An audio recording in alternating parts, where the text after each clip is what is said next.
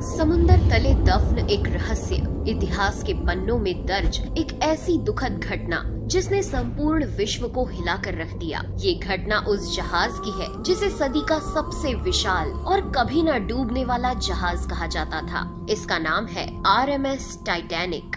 दोस्तों, टाइटैनिक की कहानी शुरू होती है 19वीं शताब्दी की शुरुआत से। उस समय जर्मन और ब्रिटिश में होड़ मची थी बड़े बड़े जहाज का निर्माण करने की। इसलिए ब्रिटेन सरकार ने एक ऐसा जहाज बनाने का फैसला लिया जिसकी सजावट और कद एक आलीशान महल से भी बड़ा हो, जो इस सदी का सबसे बड़ा जहाज कहलाए। इसलिए ब्रिटेन सरकार ने व्हाइट स्टार लाइन कंपनी को जहाज बनाने के लिए करोड़ों डॉलर का लोन दिया। इसके बाद 31 मार्च 1909 में नॉर्थ आयरलैंड के बेलफास्ट में शुरू हुआ टाइटैनिक का निर्माण। लगभग 15,000 इंजीनियर और कारीगरों ने 3 साल कड़ी मेहनत करके पानी में चलता एक भव्य और आलीशान जहाज तैयार किया। इस जहाज को 16 अलग अलग कंपार्टमेंट्स में बनाया गया था, जो पूरी तरह से वाटर टाइट थे। इसकी इसी खूबी के कारण ही इसे अनसिंकेबल जहाज कहा जाता था। 2 अप्रैल 1912 को टाइटैनिक बनकर तैयार हो चुका था। इस जहाज की भव्यता का एहसास जितना बाहर से होता था,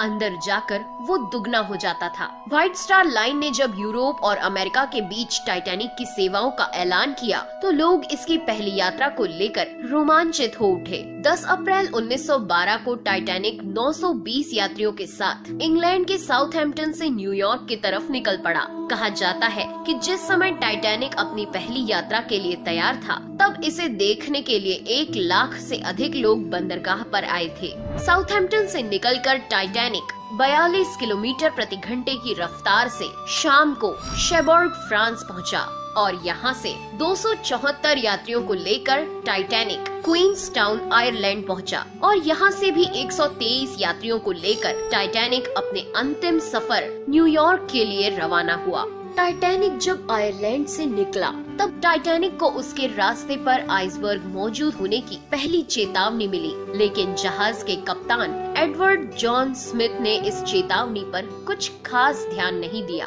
और जहाज की रफ्तार कम नहीं की, जो कि अपनी फुल स्पीड में समुद्र को चीरता हुआ आगे बढ़ रहा था। रात होते होते कप्तान एडवर्ड स्मिथ को लगभग 6 चेतावनी वाले संदेश अन्य जहाजों द्वारा दिए जा चुके थे, लेकिन कैप्टन स्मिथ ना ही जहाज की रफ्तार कम करना चाहते थे और ना ही इन चेतावनी को गंभीरता से लेने वाले थे, क्योंकि कैप्टन स्मिथ अपने आखिरी रिटायरमेंट और टाइटैनिक की प्रतिष्ठा में एक और रिकॉर्ड जोड़ना चाहते थे। वे टाइटैनिक को विशाल जहाज होने के साथ इस सदी का सबसे तेज जहाज होने का दर्जा भी दिलवाना चाहते थे। 14 अप्रैल की उस अंधेरी रात को कैप्टन स्मिथ ने सुरक्षा बरतने के लिए जहाज के 2 क्रू मेंबर्स फ्रेडरिक फ्लीट और रेगिनाल्ड ली को जहाज के ऊपर निगरानी के लिए तैनात किया, ताकि वो किसी भी खतरे की जानकारी तुरंत कैप्टन को दे सके। उस रात समुंदर एकदम शांत था, आसमान में चांद नहीं था, इसलिए उन्हें सिर्फ तारों की हल्की रोशनी ही मिल रही थी। तभी अचानक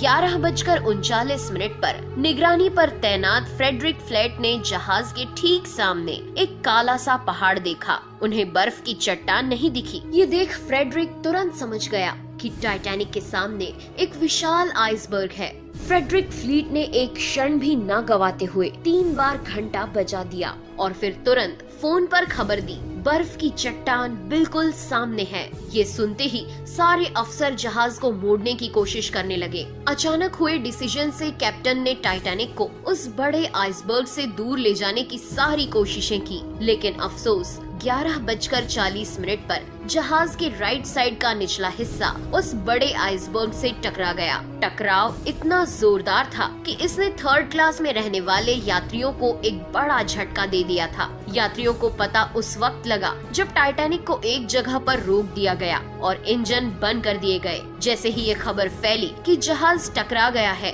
तो लोग यहाँ वहाँ भागने लगे। पूरे जहाज पर खौफ का माहौल था। जब टाइटैनिक आइसबर्ग से टकराया था तो उसने दबाव के कारण जहाज के निचले हिस्से की प्लेट्स को चीर दिया था, जिससे जहाज के दाईं साइड में 300 फीट तक के कीले बाहर आ गई थी। कीले बाहर आ जाने से आपस में जुड़ी प्लेट सरक गई और पानी तेजी से अंदर आने लगा। वहीं जब जहाज के निचले हिस्से में पानी भरना शुरू हुआ तो 3rd क्लास में रहने वाले सभी यात्री ऊपर की ओर भागने लगे। इस घटना से चिंतित होकर टाइटैनिक के डिजाइनर थॉमस एंड्रयूज ने कैप्टन को बताया कि जहाज के 5 कंपार्टमेंट में पानी भर चुका है और कुछ ही समय में पानी डेक के ऊपर से बहते हुए एक एक करके सारे कंपार्टमेंट में भर जाएगा। इसके बाद सभी लाइफ बोर्ड को बाहर निकाला जाने लगा, लेकिन उस समय टाइटैनिक पर केवल 20 ही लाइफ बोर्ड्स मौजूद थी, जिसकी कैपेसिटी लगभग 65 यात्रियों की थी। लेकिन अफरा तफरी और घबराहट में लाइफ बोर्ड में केवल 28 से 30 यात्रियों को ही चढ़ाया गया। इस बात पर सवाल भी उठे कि कैप्टन होने के नाते स्मिथ को इस बात की जानकारी थी कि जहाज में कितने यात्री हैं और कितनी लाइफ बोर्ड्स हैं। फिर भी कई नावों को बगैर पूरी तरह भरे जाने दिया गया और इसी वजह से ज्यादा लोगों की जाने गई। उस रात जहाज पर चारों तरफ खौफ का माहौल था, लेकिन इसी बीच वहाँ मौजूद म्यूजिशियंस का एक दल अपनी जिंदगी की परवाह न करते हुए मौत से बेखौफ होकर अपनी आखिरी सांस तक संगीत की धुनों को बजाता रहा, ताकि मरने वाले अपने आखिरी पल कुछ खुशी से बिता सके।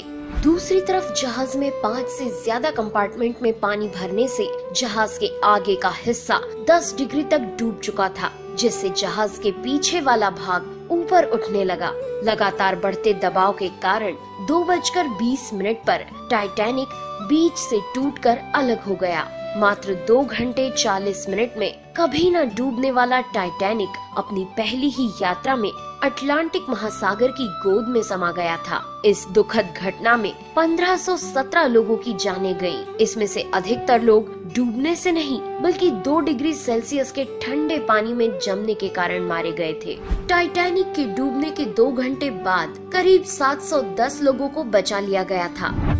टाइटैनिक के डूबने से लेकर आज तक उसके डूबने के लिए अलग अलग थ्योरी सामने आती रही है, जिसमें कोई थ्योरी इस घटना के लिए कैप्टन स्मिथ को जिम्मेदार ठहराती है, तो कोई थ्योरी टाइटैनिक की बनावट और उसमें इस्तेमाल किए गए मटेरियल को घटिया बताकर उसे इसका जिम्मेदार साबित करती थी। लेकिन 2010 में शुरू किए गए एक प्रोजेक्ट के तहत टाइटैनिक के डूबने की असली वजह जानने के लिए शोधकर्ताओं की एक टीम ने लाखों डॉलर के आधुनिक रोबोट्स और हाई डेफिनेशन वाले कैमरों की मदद से नॉर्थ अटलांटिक ओशियन में रडार तकनीक से स्कैन करके 15 किलोमीटर के क्षेत्र का एक मैप बनाकर टाइटैनिक के हर छोटे बड़े टुकड़ों की 1,50,000 फोटोज और वीडियो इकट्ठा करके टाइटैनिक के मलबे के हर छोटे बड़े टुकड़ों का अध्ययन किया।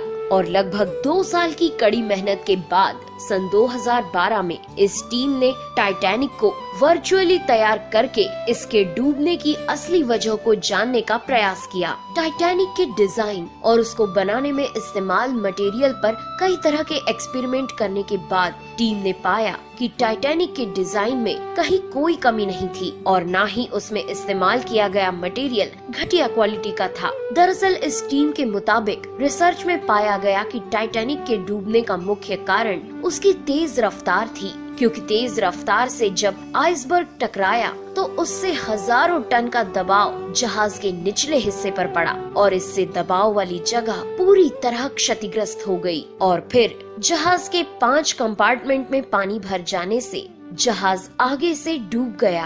आज टाइटैनिक का मलबा कनाडा न्यूफाउंडलैंड से करीब 600 किलोमीटर दूर 4 किलोमीटर नीचे गहराई में पड़ा हुआ है, जिसकी तलाश एक अरसे से होती रही है, लेकिन कामयाबी 1985 में मिली। उसके बाद से अभी तक 700 से भी ज्यादा तैराक इस ऐतिहासिक मलबे के पास जा चुके हैं। हालांकि 100 साल पूरे होने से इसे पानी के नीचे की धरोहर में शामिल कर लिया गया है, जिसके बाद टाइटैनिक के मलबे का संरक्षण अब संयुक्त राष्ट्र की सांस्कृतिक एजेंसी करती है, ताकि इसके मलबे को गैर वैज्ञानिक और अनैतिक खोजों से बचाया जा सके।